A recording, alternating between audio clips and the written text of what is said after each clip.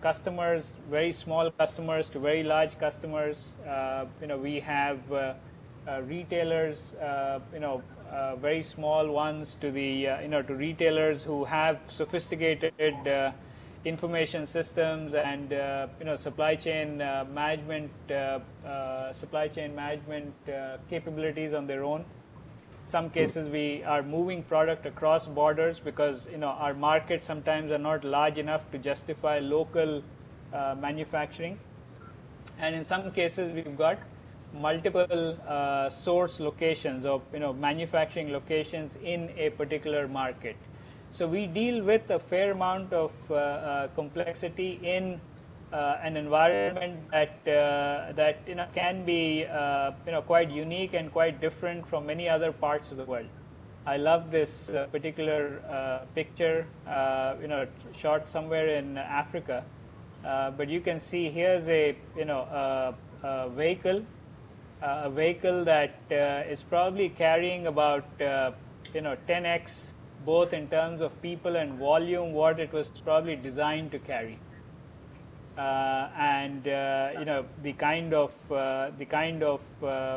infrastructure we are dealing with sometimes, we find challenges that are unique in our circumstances. Let me show you a couple of other pictures. They hopefully bring a smile to your face, but also remind you of the kind of challenges that we have in our part of the world and how we can't take some things for granted. So here you can see some containers in the water. So they're not on the way; they're simply really in the water. Here's another picture of product at a at a dock, if you will, and the infrastructure is basically collapsed, and therefore there's probably a big disruption. So there are some things in our logistically challenged environment that we simply cannot take for granted, and which means that we have to plan for this. We have to anticipate some of this, and the best supply chain professionals are able to do that. So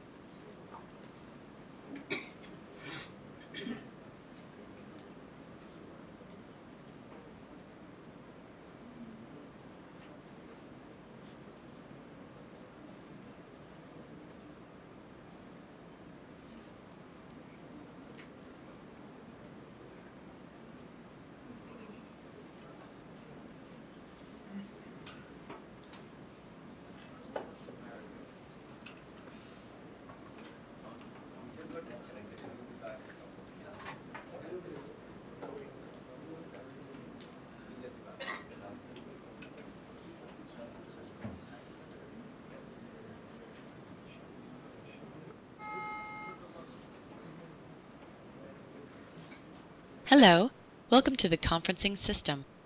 To join a conference, you may use the far end camera controls on your remote. Please enter the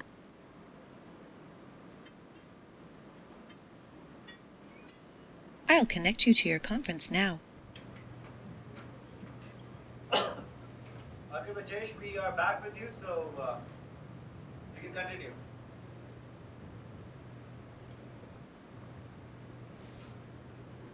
Rajesh, can you hear us?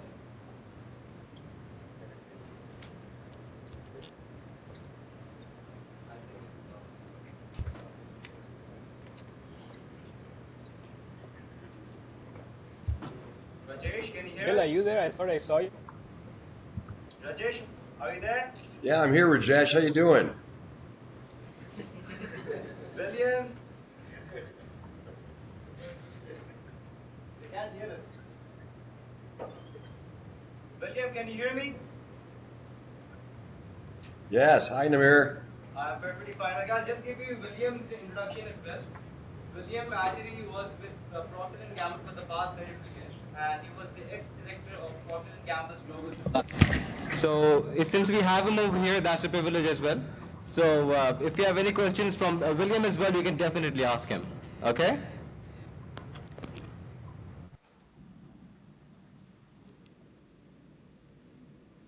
I think it was both of them now. Okay.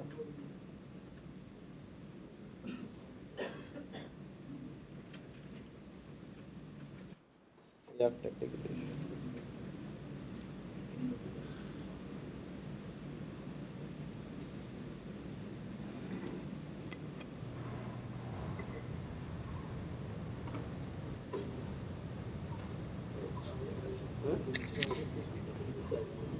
Yeah. Hello.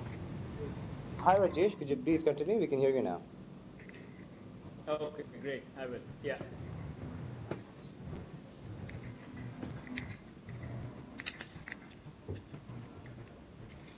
Okay, sorry about that. Looks like we had some technical difficulties, but we can now get started again.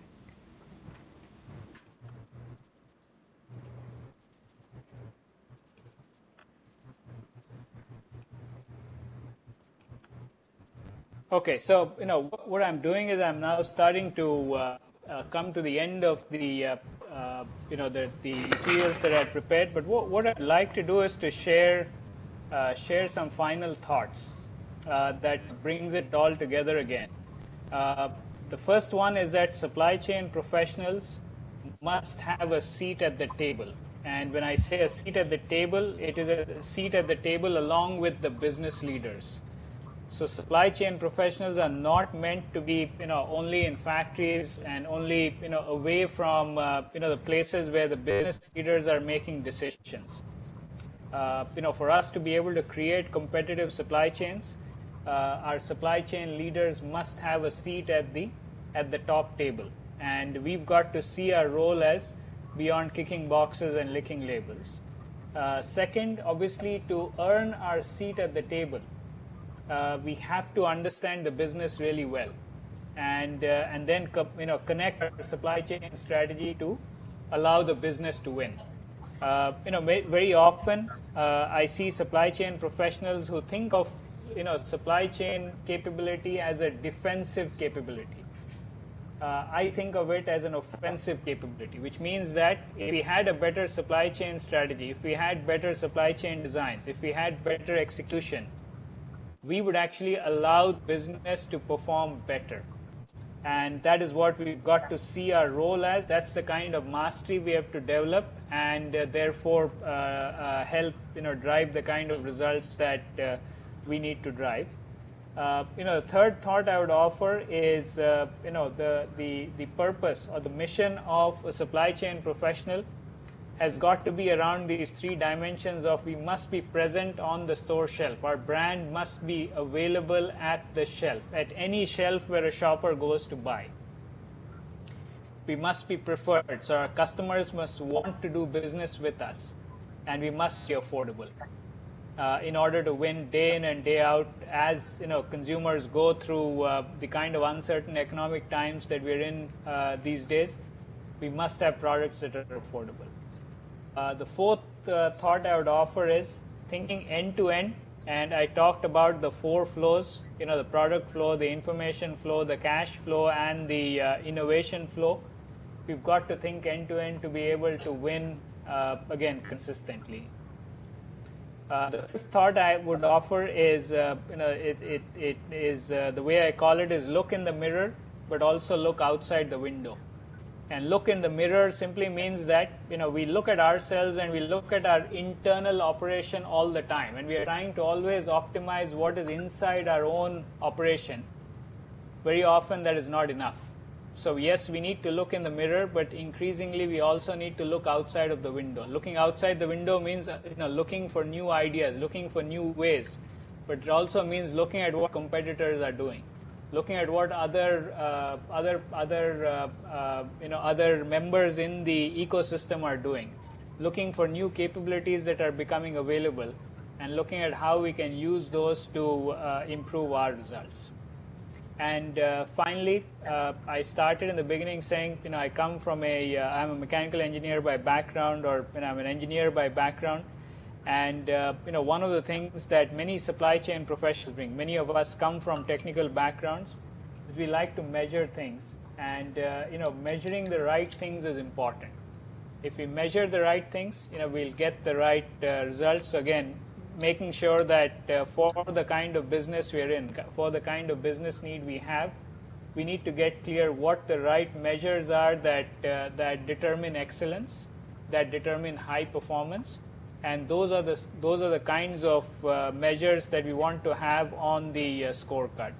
I see again very often supply chain professionals pick up a textbook, look at all the metrics that are available in a textbook, or something that they've picked up from a seminar or a conference, and try to apply it. Some of those metrics may be useful. Many of them may not be relevant to the business or the business situation your particular supply chain is in at the moment.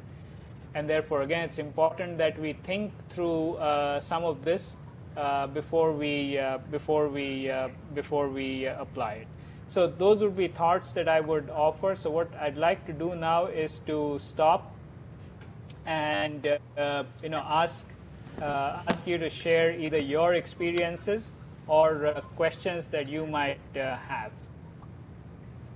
For questions, you can have mic here. Please raise your hand.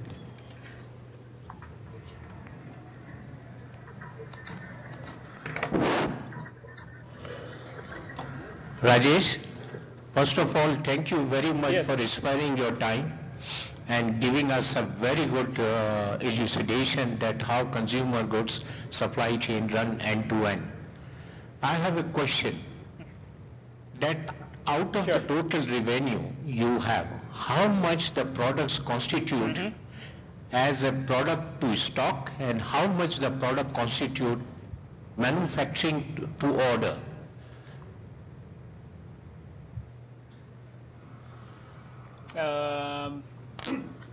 Depends on the business. So some businesses and some supply chains we would produce to order. And I'll give you an example. Our laundry businesses, for example, around the world typically have a cost structure that requires us to manufacture them basically locally. So any market in which we have a business like that, we will have a local production operation. And anytime we have that, we produce to order. So there's no sense, when you have a short supply chain, we can produce to order, be really as efficient as possible. So we operate our laundry businesses typically with with supply chain lengths of maybe 30 days end to end, and finished product inventories of maybe about a week at most.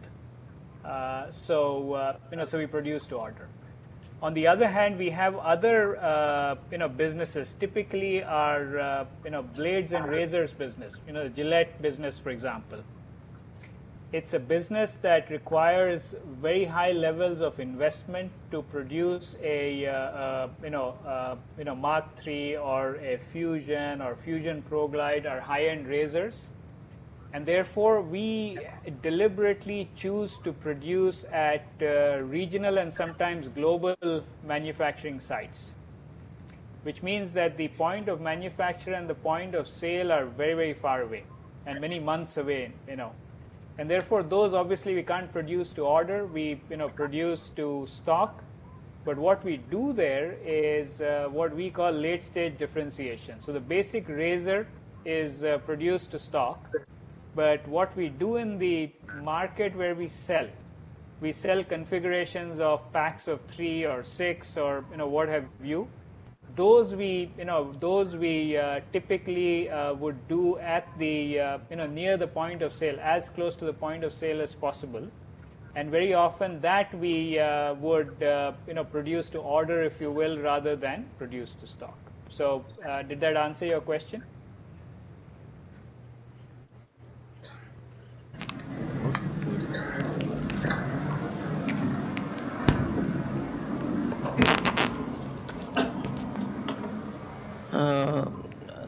Thank you very much, sir, for giving us a very good presentation.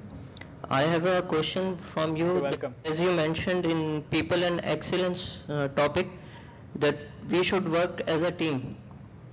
So my question Yes. is that how can a team be motivated in bringing a good business to its production facility and delivering it best to the customers?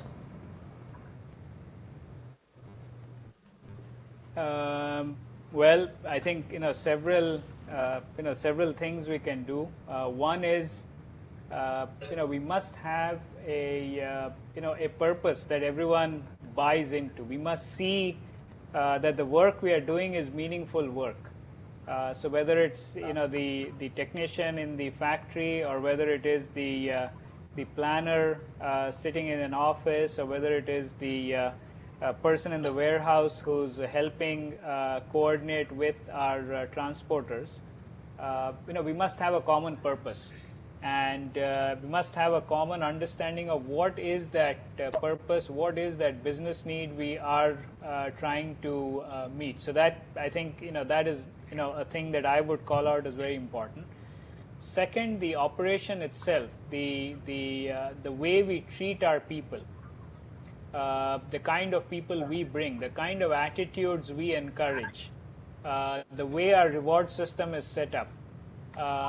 Those are all factors that create what we call a high performance culture, and to be able to do that, that takes time. So it's not something that we can decide today, and it's it can be created tomorrow.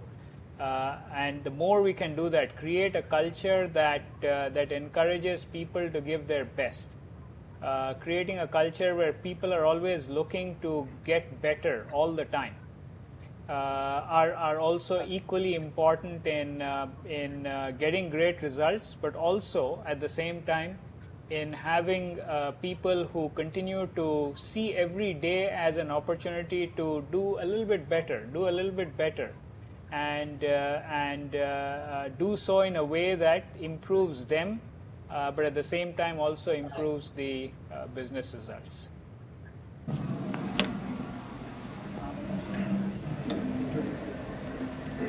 My question is specific to PNG.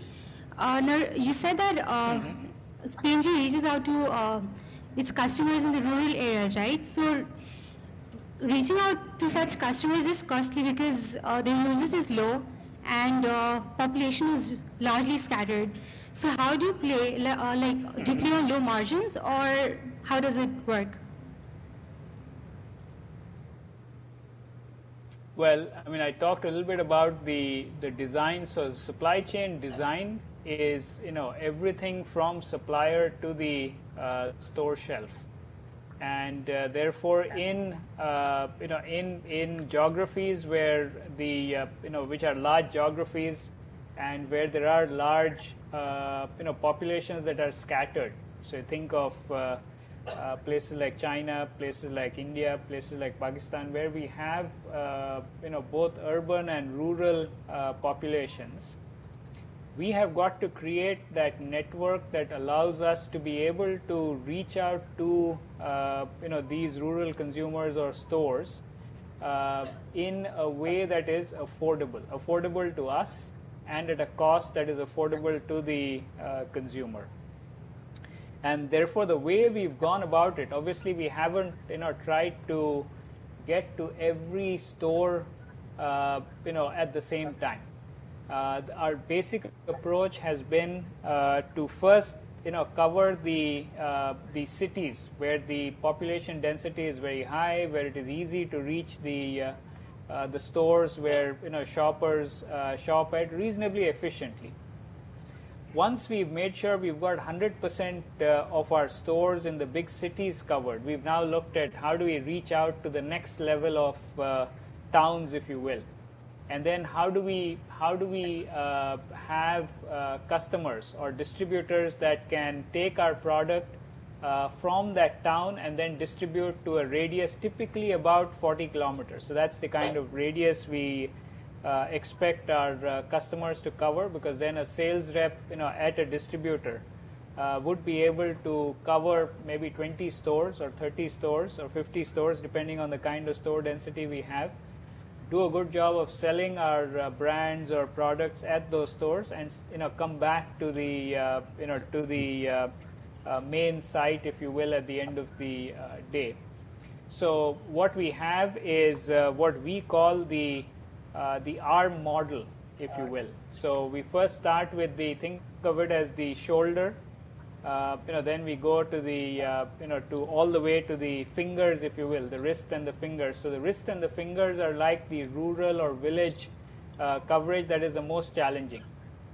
But typically we can get to the big cities, then the big towns, and we do that in stages, so that we can deliver an optimum cost model. However, there are geographies where we find there's simply the demand available. The area is so economically poor that our products, even if they're affordable, even if they're, call it 2 US cents for a sachet of shampoo, consumers either won't be able to afford it or there aren't enough. And therefore, what we do in these situations is where we work with wholesalers. So we would sell our product to wholesalers, and there would be small village retailers that would come to the wholesaler and buy not just P&G product, but they would buy P&G product, they would buy some groceries, they would buy other products that other consumer product companies also offer. So we do both. So we want to try and cover as much directly as possible. Now, where it is simply not cost efficient, we would work with wholesalers who we work with that allow our products to reach the outlets in the smaller towns and villages, particularly in poor areas.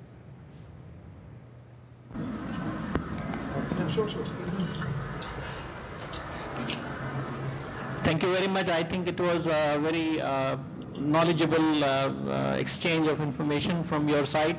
My question here is to help the upcoming postgraduates and graduates who are sitting here. If they want to make a career in supply chain, more specifically, what kind of competencies you look for, managerial?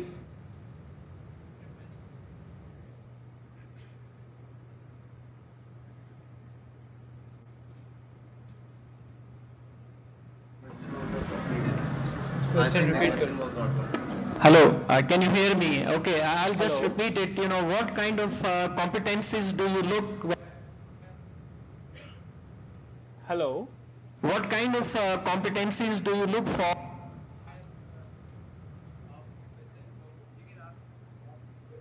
What kind of competencies do you look when you look? Competencies do you look for when you hire people? Hello.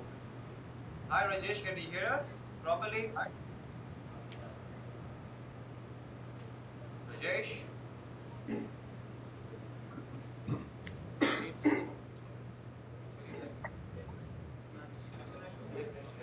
Rajesh? William, can you hear us?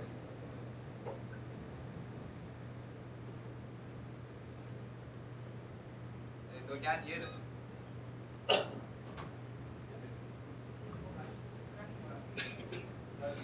Audio is not audible.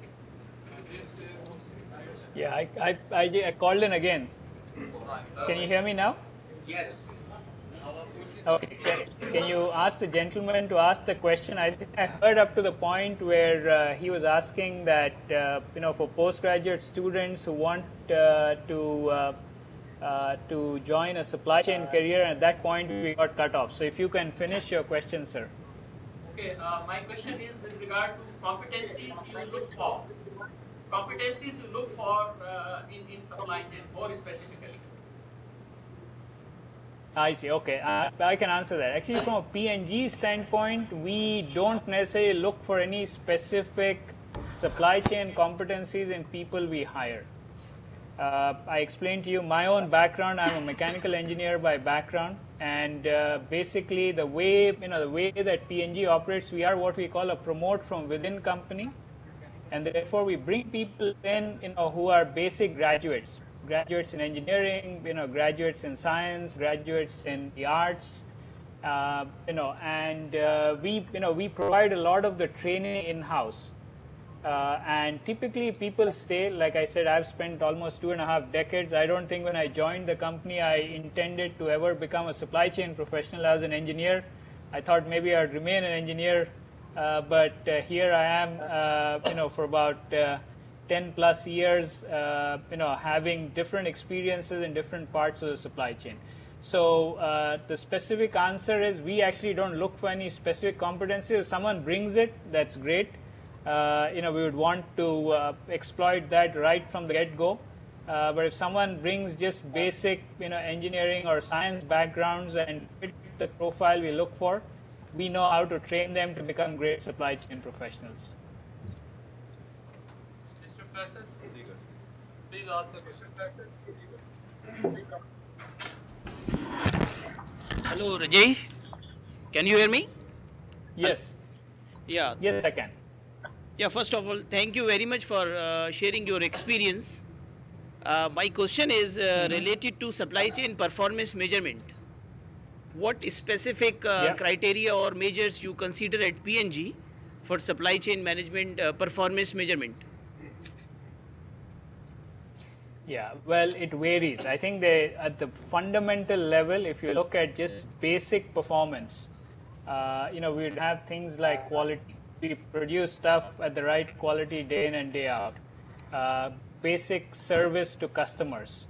Are we able to, ship to customers what the customer has ordered in full at the right time, in the right quantity, so on and so forth. So there's some measures around service that are, again, what I would call fundamental or basics of supply chain excellence.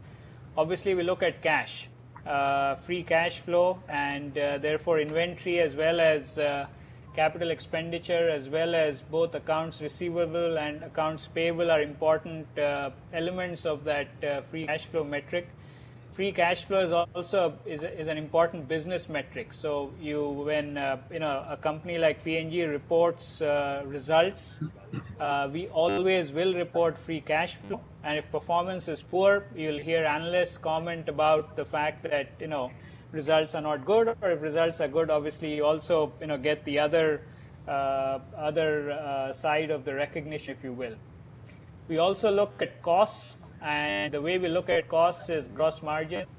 So what is the percentage of our costs, manufacturing and distribution, as a percent of our total revenue, if you will. So gross margins, again, is reported as part of the company's financial performance. And so, I would say those are the types of measures that we look at broadly. However, there are different business environments which will call for some additional measures that may be important to that particular business. And obviously, there, depending on the business situation, we would also have additional measures which go beyond the basic metrics that are used.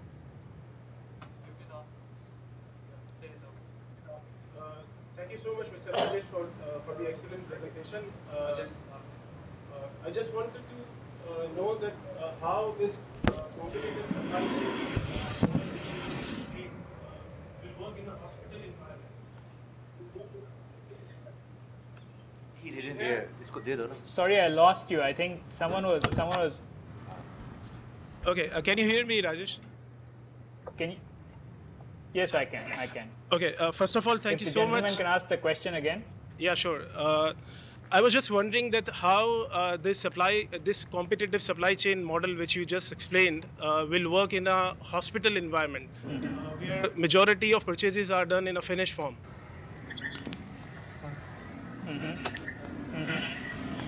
Well, I think it goes back to, if you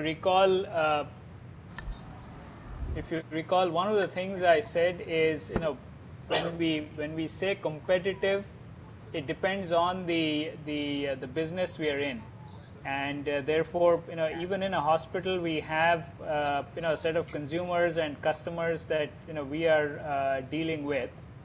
So when we say competitive, it means, are we meeting their needs as best as we possibly can?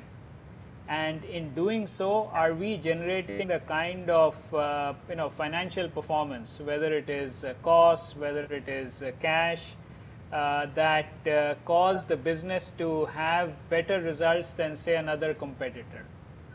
So I think that's what I would do. Go back to the principle, if you will.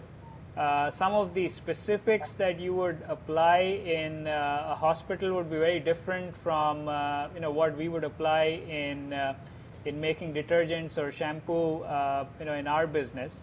But I think the principles would be the same. What is the business need? Who are the consumers, customers? What are their needs? So if you are a hospital catering to very wealthy patients, the nature of the way you set up your supply chain is going to be very different than if you were a government hospital that was where it was set up to provide service to basically everyone who walked through the door, irrespective of whether they could pay or not even pay. So the same questions would apply.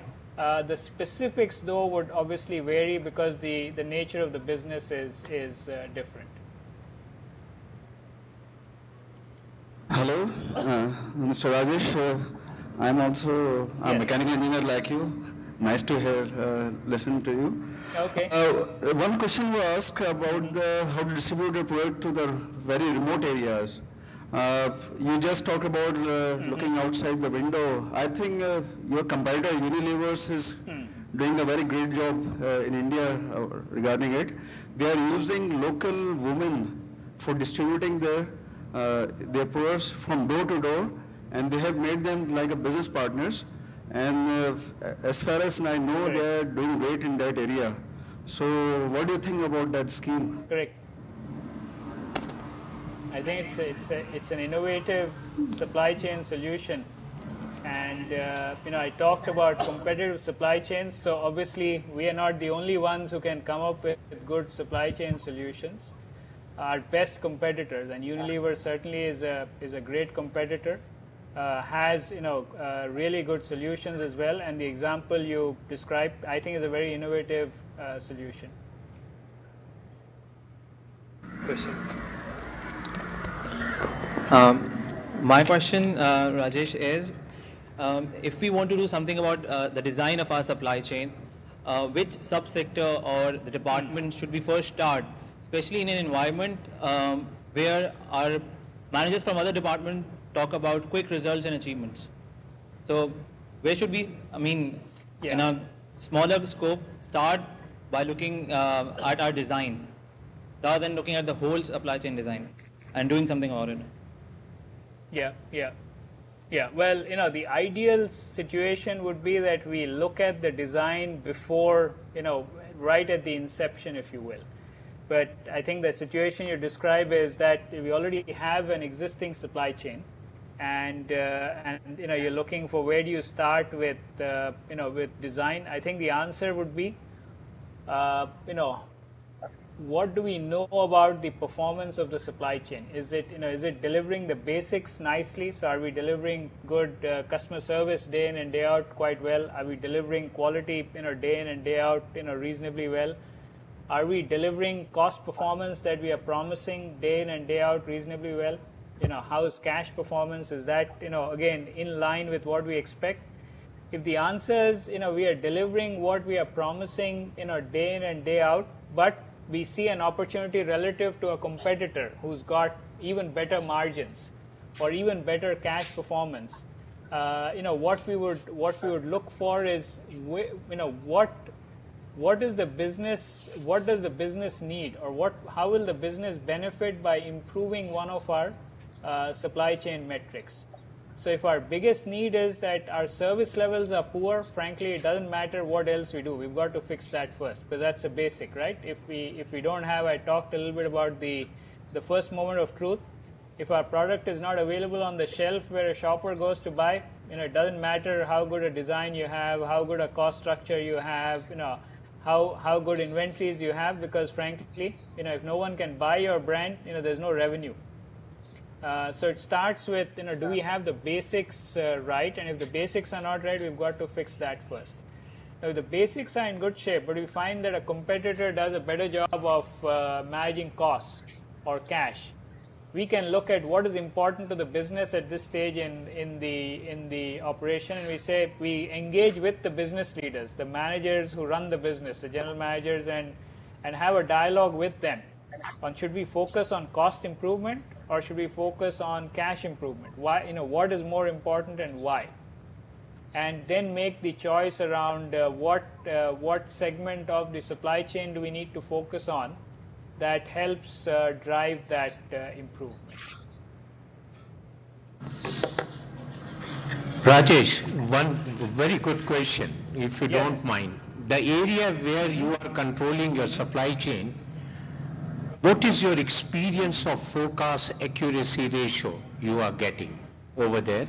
And number two, you know very recently, Aspen and Ariba have floated a coin. They says that in order to control the robust supply chain, you have to start from the shelf back to the factory.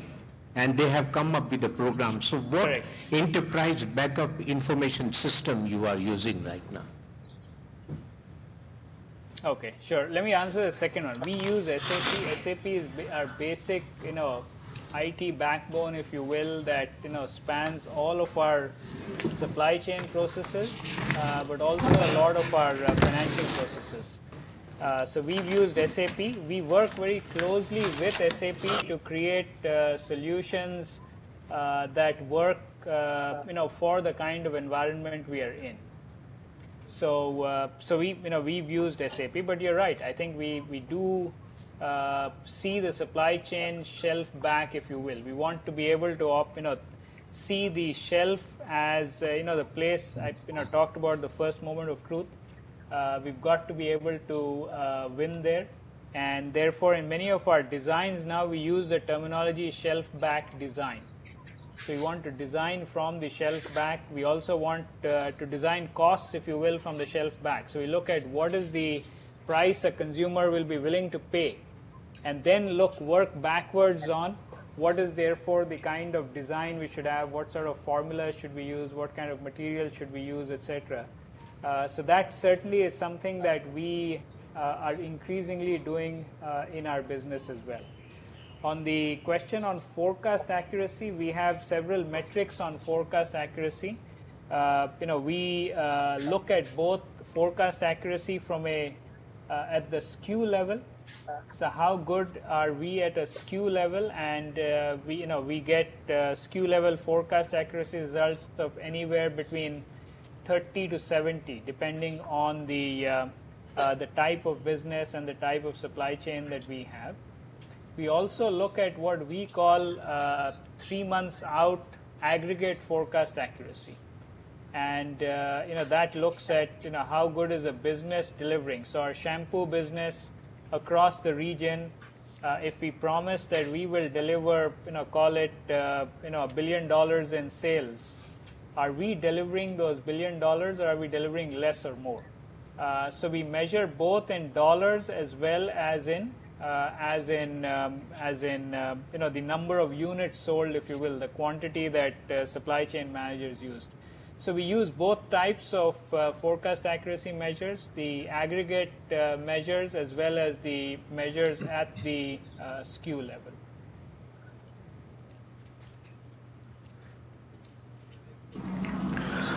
Thank you very much, Rajesh. Very informative presentation. My question is, what are the challenges P&G is facing in the making possible compliant, competitive supply chain?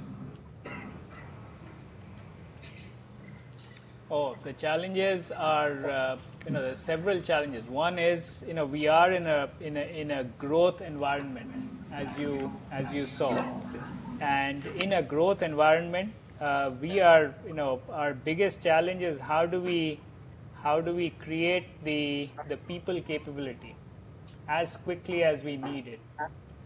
So when we are growing in excess of 20, 30, 50% a year in some cases, how can we get people who understand and know how do we create the mastery, how do we create the the attitude that I talked about quickly enough is, I would say, challenge number one.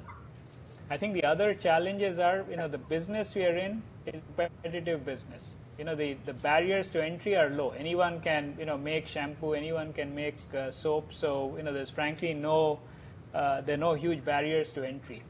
And therefore, we constantly have to find ways of staying ahead.